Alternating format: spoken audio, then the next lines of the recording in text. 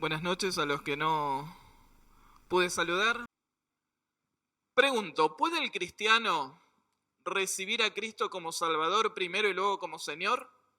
¿Puede ser Cristo solo Salvador sin ser el Señor de tu vida? No sé, seguramente conocen esos dibujitos. Yo lo aprendí de muy chico, en algunas lecciones de escuela dominical, en la iglesia.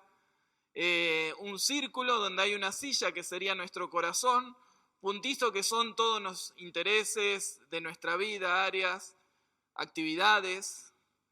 Esa silla que es nuestro corazón, en una estamos nosotros y Cristo está afuera, en la del medio estamos nosotros en el trono y Cristo está dentro de nuestra vida, pero no en el centro, no en ese trono. Y otra con Cristo sentado en el centro, en el trono, y todas las áreas de nuestras vidas ordenadas. ¿Lo conocían a este dibujo? ¿No? Ah, mira vos. Pero en serio que yo lo conocía de chiquito. Y eso que soy hace un par de años nomás. Ahora, ¿puede el cristiano recibir a Cristo como Salvador primero y luego como Señor? ¿Sí? Bueno, vamos a ver qué dice la Biblia. Dicen que no hay que contradecir desde el público, lo que si no después no contestan más. Vamos a ver qué dice la Biblia con respecto a esto, pero pareciera que hoy, digamos, el evangelio que se enseña bastaría muchas veces con una oración, con aceptar a Cristo como Salvador, con levantar la mano o hacer una manifestación de querer recibir a Cristo.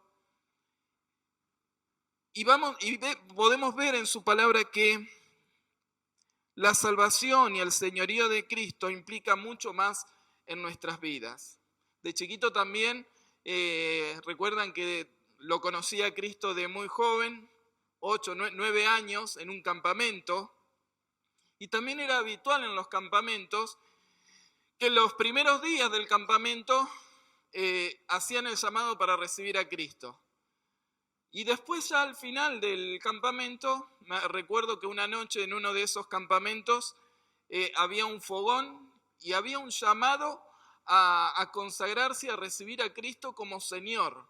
Entonces el profesor, el maestro me dice, pasá, recibiré a Cristo, pero yo ya lo recibí como mi Salvador. Me dijo que no entendía nada, yo pasé igual, pero en esa noche es como me consagré, recibí a Cristo como mi Señor. Y muchas veces se crea esta confusión de que con una oración de salvación y tener a Cristo como nuestro Salvador fuese suficiente. Hoy el Evangelio pareciera como que hay un montón de áreas que se tratan de esquivar o no nombrar y se hace un Evangelio superficial, liviano, y enfocado por ahí más que nada en el resultado del Evangelio. Todo lo que podemos obtener a través de él, la paz, el estar bien, el tener todo ordenado. Hoy se habla de un evangelio de la prosperidad, de poder tener cosas por el solo hecho de haber tomado una decisión, una decisión por Cristo. Pareciera que con esa decisión podemos irnos tranquilos y después lo que hagamos durante la semana o durante nuestra vida no tuviese tanto impacto en nuestra vida o en nuestra salvación. Mucho de esto tiene que ver con este evangelismo moderno. La Biblia enseña que la vida eterna se determina por lo que el hombre piensa y hace con Jesucristo en este mundo y durante su vida aquí. ¿Qué rol, qué función, qué es Cristo para tu vida? ¿Qué es lo que hacemos? ¿Qué pensamos de Él? ¿Cómo lo consideramos? ¿Qué hacemos por Él? Determina lo que nosotros podemos alcanzar en relación a la vida eterna. Dice la Biblia en Juan 17:3, Jesús dijo, y esta es la vida eterna, que te conozcan a ti, el único Dios verdadero, y a Jesucristo, a quien has enviado. ¿Y quién es Jesucristo? ¿De qué manera podemos conocerlo? 1 Corintios 8:6 dice, para nosotros, sin embargo, solo hay un Dios, el Padre, de cual proceden todas las cosas, y nosotros somos para Él. Y un Señor, hoy vamos a hablar del señorío de Cristo. Lo importante es que Cristo sea no solo nuestro Salvador, sino que para que sea nuestro Salvador, Él tiene que ser nuestro Señor. Acá dice, un Señor, Jesucristo, por medio del cual son todas las cosas, y nosotros por medio de Él. Veamos entonces qué implica conocer a Jesús como Señor en nuestras vidas. Miren, para la iglesia primitiva ellos tenían en claro lo que esto significaba. Y ellos, para que tengamos una noción de la relación que existía entre estas dos palabras, en Hechos de los Apóstoles aparece 92 veces la palabra Señor en relación a Cristo y solamente 2 veces la palabra Salvador. Cuando ellos se referían a Cristo, se referían como el Señor de sus vidas. Y ellos sabían lo que significaba, porque que Cristo sea el Señor de su vida era una sentencia de muerte. Era ser rechazado por su familia, era ser rechazado por su pueblo, por sus vecinos, por sus amigos. Era la condena a la muerte, segura. Y aún así, ellos proclamaban que Jesús era el Señor de su vida. ¿Cuál es el significado entonces? Miren, y este fue el primer credo de la iglesia, la primer gran declaración. Porque, y ahora lo vamos a ver en el significado de la palabra Señor, cómo en ese momento el emperador se proclamaba Curios Kaiser, el César es el Señor. Y ellos rechazaban totalmente esa declaración. Entonces lo primero que ellos aprendieron a declarar, a manifestar, a decir, a proclamar, a defender, fue la simple frase, no digo simple concepto porque ahora vamos a ver todo el significado que tiene. Una simple frase con un profundo concepto de lo que Cristo era para su vida. Jesucristo el Señor. Ellos con esa palabra definían lo que hacían, definían cómo vivían y definían cómo morían. Tan profundo era el significado de que Jesús es mi Señor que cambiaba totalmente sus vidas. Sus vidas no podían ser como la de antes cuando declaraban esto. Jesús es mi Señor. Su vida era totalmente distinta a todo el resto de aquellos que aún no conocían a Cristo. La palabra en el original es curios. Esta palabra Señor es un adjetivo que significa tener poder, autoridad. Una autoridad legal, legítima y propia de la persona que la posee. Esta palabra comenzó a ser usada justamente en el Nuevo Testamento en el más amplio sentido. Fíjense todos los títulos que implicaba esta palabra. Un título de respeto, como la que se referían a Jesús, el centurión, cuando habló acerca de que vaya a su casa para tener al hijo. Ahí se refería al Señor como un título de respeto, de honor, alguien que se reconocía como alguien importante, una autoridad dentro de la comunidad, un título de autoridad, alguien con poder, con una autoridad legal, como cuando hablaba, como cuando enseñaba, ¿con qué autoridad habla este? Y así lo hacía, así era reconocido. Un título de propiedad, de dueño, un título de amo, de esclavo. Es sorprendente cómo el cristianismo fue la primera religión que su Señor fue declarado dueño y Señor de sus vidas. Todas las religiones primitivas llamaban a sus seguidores, digamos, aquellos que participaban de ellas, como amigos de la religión. El cristianismo fue la primera que los llamó esclavos. Imagínense lo que eso significaba. Somos esclavos de Jesucristo. Él es nuestro Señor. Él es nuestro amo, nuestro dueño. Esto es lo que significa, Señor, Jesús es mi dueño. Él hace con mi vida lo que quiere. Yo solamente puedo hacer lo que mi amo quiere que haga o dice que haga. Así era el impacto de lo que la palabra Señor significaba para los hermanos de la iglesia primitiva. Un título de amo, de dueño, y por lo tanto de nosotros como sus esclavos. Él era el propietario de aquellos que le seguían y le declaraban Señor. También un título de emperador, de rey, de deidad. Y esto estaba, como les decía recién, totalmente asociado a cómo los emperadores romanos se hacían llamar.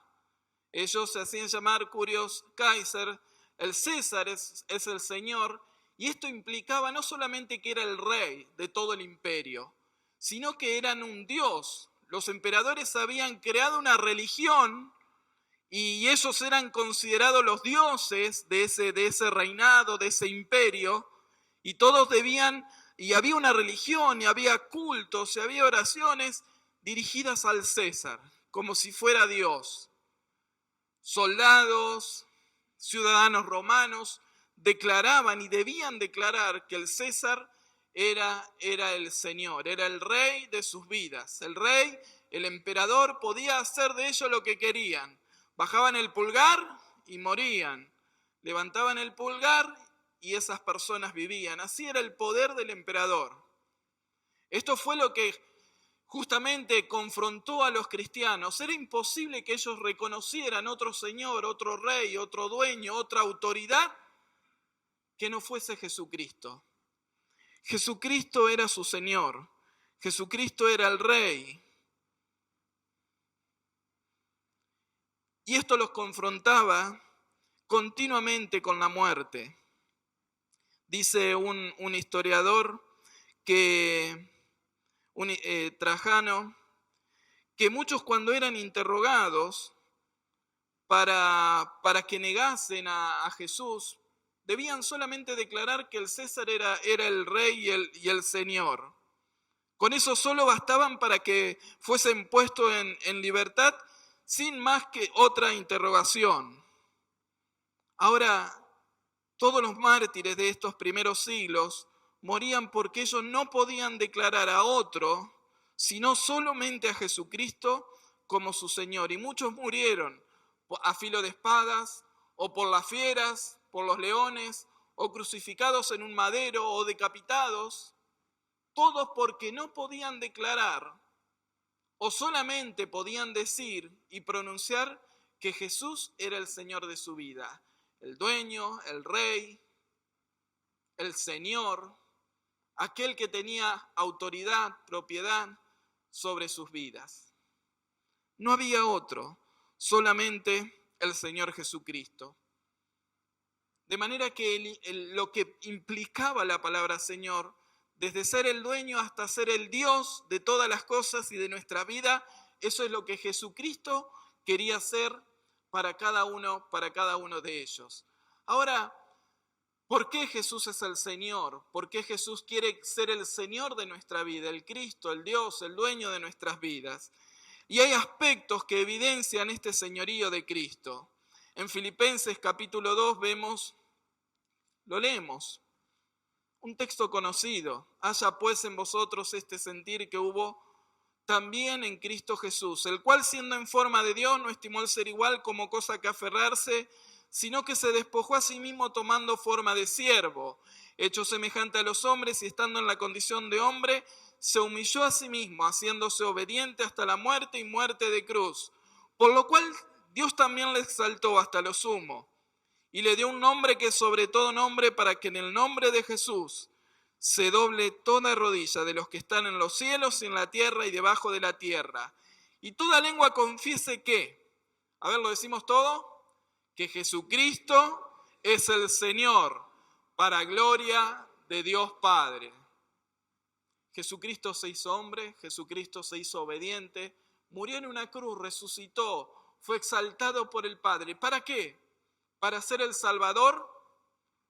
solamente para ser el Señor. Jesús quiere ser el dueño de nuestras vidas. Jesús quiere ser el rey y el centro. Él quiere tomar el control, las riendas de nuestras decisiones, de nuestro tiempo, de nuestro servicio, de nuestro ministerio, de todas nuestras vidas. Él es la imagen del Dios invisible. Hay una preeminencia del señorío de Cristo. Colosenses 1:15 al 17. Él es la imagen del Dios invisible, el primogénito de toda creación. Dice Colosenses, porque en Él fueron creadas todas las cosas, las que hay en los cielos y las que hay en la tierra, visibles e invisibles, sean tronos, sean dominios, sean principados, sean potestades. Todo fue creado por medio de Él y para Él.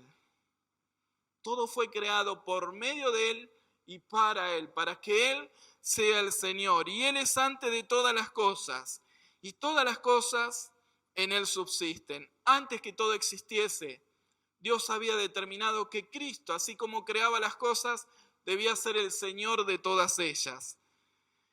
También se evidencia su señorío en su muerte en la cruz.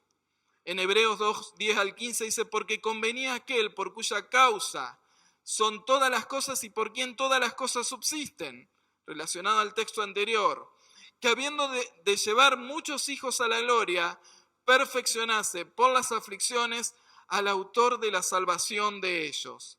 Así que, por cuanto los hijos participaron de carne y de sangre, él también participó de carne y de sangre. Él también participó de la muerte. Él participó de lo mismo para destruir por medio de la muerte al que tenía el imperio de la muerte. Esto es al diablo. Y librar a todos los que por temor a la muerte estaban durante toda la vida sujetos a servidumbre. Era necesario que Cristo muriese en una cruz para poder librarnos de la esclavitud que teníamos del pecado, de la esclavitud que teníamos, el temor a la muerte eterna. Esta era nuestra condición anterior y era necesario que Cristo muriese en una cruz para que podamos ser libres. Ya no sujetos, ya no esclavos del pecado y de la muerte, sino libres para ser siervos y esclavos de Jesucristo. Era necesario su resurrección, y su resurrección evidencia el señorío de Él sobre todas las cosas, su potestad, su autoridad. Evidencia que Él es el Rey. Efesios 1:20 dice, refiriéndose al poder, la cual operó en Cristo, resucitándole de los muertos y sentándole a su diestra en los lugares celestiales, sobre todo principado y autoridad y poder y señorío. Él es el Señor por sobre todas las cosas, supremo por sobre todas las cosas, y sobre todo nombre que se nombra no solo en este siglo, sino también en el venidero, y sometió todas las cosas bajo sus pies, y lo dio por cabeza sobre todas las cosas a la iglesia. ¿Hay duda al ver su palabra que Cristo es Señor de todos? Todas las cosas por Él subsisten, nuestra vida depende de Él.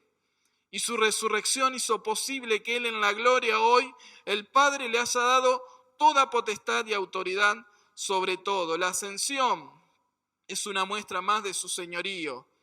Así que tanto la resurrección como la ascensión muestran la gloria y la exaltación de Cristo. Y vemos allí a Él sentado en el trono, como dice Efesios 1:20, o Hebreos 1 del 1 al 3 que leíamos hoy, como en estos días nos ha hablado por el Hijo a quien constituyó heredero de todo y por quien asimismo hizo el universo, el cual siendo el resplandor de su gloria, la misma imagen de su sustancia, y quien sustenta todas las cosas con la palabra de su poder, habiendo efectuado la purificación de nuestros pecados por medio de sí mismo, se sentó a la diestra de la majestad en las alturas. Así lo vemos, sentado, lleno de majestad, de autoridad universal, de gloria, como en 1 Pedro 1:21 o en Mateo 28:18, donde dice que Él tiene absolutamente toda la autoridad. De Cristo es toda la gloria, Él es el único Señor de todas las cosas. El sermón de Pedro también nos muestra cómo así era necesario. Era necesario mirar a Dios, a Cristo, que había sido muerto, resucitado, y que el pueblo le decía, bueno, ¿qué tenemos que hacer para ser salvos? Reconocemos que Cristo murió y resucitó y está sentado en la gloria. Ahora, ¿qué tenemos que hacer para ser salvos? Miren, el llamado a la salvación es un llamado a reconocer a Cristo como Señor de nuestras vidas. En primer lugar, vemos que es necesario creer, confiar, entregar, no es solamente recibir a Cristo como nuestro Salvador. En realidad es entregar, es lo contrario, no es recibir, sino nosotros darle, entregarle toda nuestra vida a Él. Creer, Hechos 16:31, ustedes lo tienen aquí. ¿Recuerdan esa historia? Estaba Pablo en Filipos, preso, cantando, alabando, de pronto la cárcel se abre. El carcelero, cuando ve esa imagen, esa situación, la posibilidad de que los presos escapen, se estaba por matar. Pablo le dice que no. Resumo, este soldado sabía que si se escapaba alguno iba a morir. Este soldado, por otro lado, sabía lo que implicaba toda la religión del emperador. Sabía que su único señor y rey, al que tenía que obedecer y cuidar a todos los presos, era el emperador. Ahora, cuando él le pregunta, ¿qué debo hacer para ser salvo? ¿Qué le contestas, Pablo? A ver, le decimos fuerte, cree en el Señor Jesucristo y serás salvo. Ahora, ¿entienden lo que implica aquí creer en el Señor? Era decir, confía, cree, declara que Jesús es el Señor, es el Rey, es la deidad, es la divinidad, es la gloria de Dios. Era cambiar totalmente el eje de su vida. Antes su propósito era obedecer al emperador. Ahora Pablo le estaba diciendo, no existe mal emperador. Lo único que tienes que creer que Jesús es el único Señor. Le estaba diciendo, declárate muerto igualmente, esto no le va a gustar nada al emperador. Pero la condición era no solamente creer en Él como Salvador, sino era creer como Señor, el Rey, el dueño de su vida. La frase tiene un impacto lleno, profundo, que apunta a una entrega total de la vida, aún a riesgo de perderla por manos de su rey, el emperador. Confesar, Romanos 10:9, ¿qué dice? Que si confesamos que Jesús es el Señor, decir con nuestra boca, declararlo, manifestarlo con nuestra boca, con nuestro labio, con nuestras acciones, confesar que Jesús es el Señor. Eso es decir, Señor, te doy mi vida, te entrego mi tiempo, te entrego todo lo que tengo, mis recursos, mi profesión, mi trabajo, te entrego lo que soy. Haz con mi vida lo que necesites. Confesar que Jesús es el Señor de nuestras vidas. Hechos 2:36. Ahí en el mensaje de Pedro, en esa primera gran multitud que se reunió cuando se formó la iglesia, cuando el Espíritu vino sobre los discípulos que estaban en la casa y que de repente ya estaban al aire libre, afuera de las paredes, proclamando acerca del Evangelio y de la salvación de Dios. Dice Hechos 2, del 36 al 38, sepa pues ciertísimamente toda la casa de Israel que este Jesús, a quien vosotros crucificasteis, ¿Dios qué le ha hecho? Señor y Cristo. Dios le ha hecho Señor. Al oír esto se compungieron de corazón. Ellos entendieron lo que significaba esto. Entendieron que no era una simple palabra de respeto o un simple gran jefe del Imperio Romano. Él era Señor de todas las cosas. Él era el Cristo. Varones hermanos, ¿qué haremos? Le preguntaban, le dijeron a Pedro, y Pedro les dijo, arrepentíos y bautícese cada uno de vosotros en el nombre de Jesucristo, para perdón de los pecados, y recibiréis el don del Espíritu. Arrepentirse, cambiar nuestra mente. Si antes la dirigíamos hacia lo que queríamos hacer, ahora nuestra mente tiene que estar dirigida a lo que Jesús quiere hacer con nuestras vidas. Antes hacíamos lo que nosotros queríamos, ahora nuestra mente apunta a buscar el señorío de Cristo para nuestra vida. Eso es el arrepentimiento, es cambiar nuestra vida, es entregar nuestra vida a Cristo, es someternos a Él, a su autoridad, a su voluntad. ¿Cuál fue el problema del joven rico? Él cumplía todos los mandamientos. Su único problema, bueno, vende todo lo que tiene y dáselo a los pobres.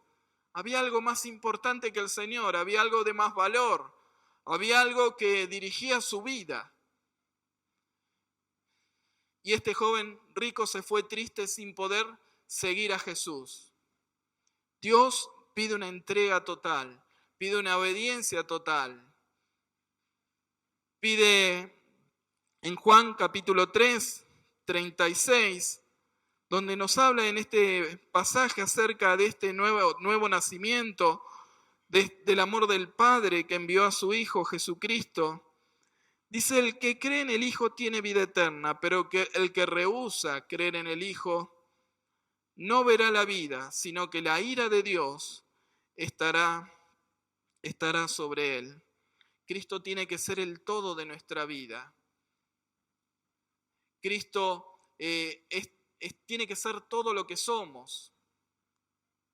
Cristo tiene que ser el centro. Todo lo que podemos tener de parte del Padre proviene solo y únicamente de Cristo. Dice 1 Corintios, capítulo 1, versículo 28, dice que lo vil del mundo, lo débil, lo menospreciado, escogió Dios.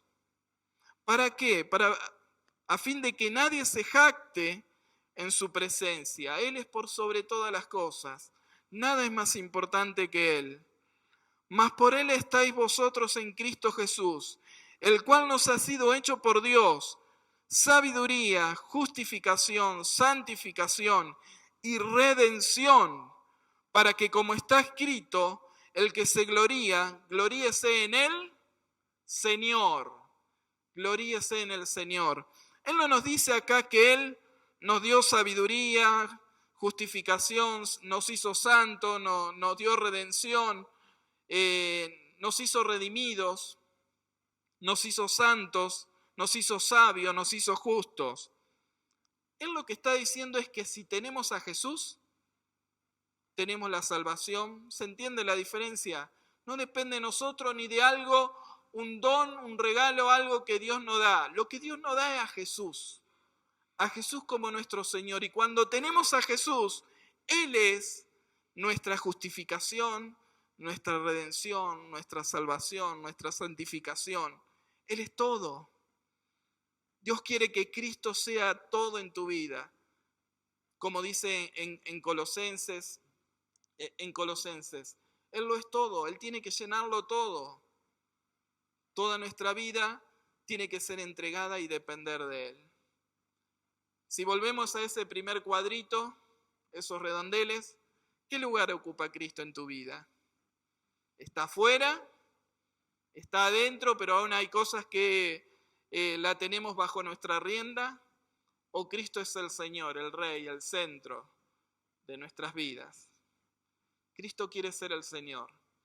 Y hoy nos llama, hoy tenemos la posibilidad de que declarar que Cristo es nuestro Señor, sí, va a ser un esfuerzo, va a significar salir de la comodidad de una vida tranquila, porque vamos a tener que obedecerle, porque vamos a tener que servirle, pero no hay mayor bendición que poder experimentar el poder de Cristo obrando en nuestras vidas para bendición.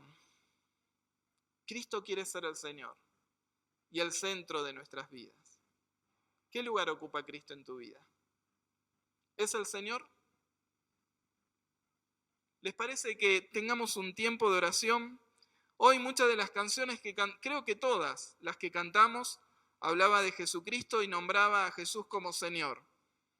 Y cuántas cosas que le cantábamos. Que podamos en esta noche, el desafío es no recibir, no es simplemente una oración o una decisión, es la decisión más importante de nuestras vidas. Es entregar la vida a Cristo, es declarar que Él sea el Rey y el Señor en nuestras vidas. Oramos. Padre bendito, Señor amado, te agradecemos por el Señor Jesús. Te agradecemos por su poder, por su gloria, por su muerte en la cruz, por su resurrección, porque Él está sentado en el trono, reinando con potestad sobre todas las cosas. Pero Padre, queremos pedirte tu ayuda. Queremos pedirte que Jesús pueda ser el Señor de nuestras vidas. Que en esta noche nadie se vaya con la inseguridad, el vacío en el corazón de una vida sin Cristo, de una vida llena del amor, la paz, la salvación que solo Cristo puede dar. Padre, bendito seas.